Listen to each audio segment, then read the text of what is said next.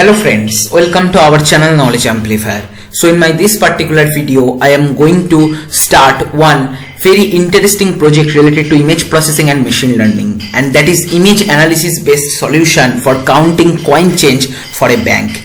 In MATLAB, we are going to solve this. So let us try to understand what actually we are going to do in this particular project. Okay.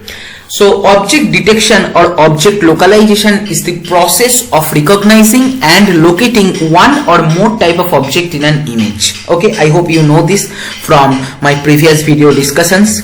Now in this project you are being tasked to develop an image analysis based solution for counting coin change for a bank. To automate this particular process, we are going to create this particular project. Okay. So how this setup will be there in actual scenario, real-time scenario?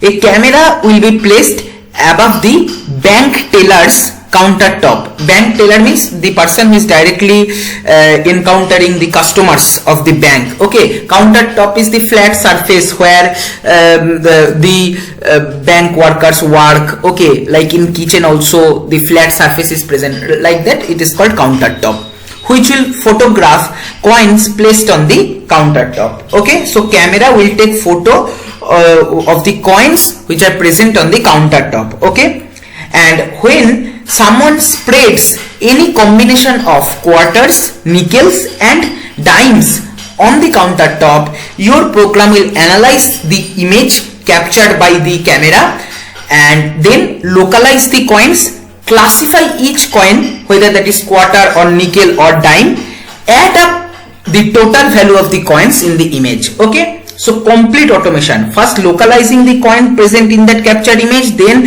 classifying whether quarter or nickel or dime, and then we will add them up to understand what is the total amount present in that particular set of coins.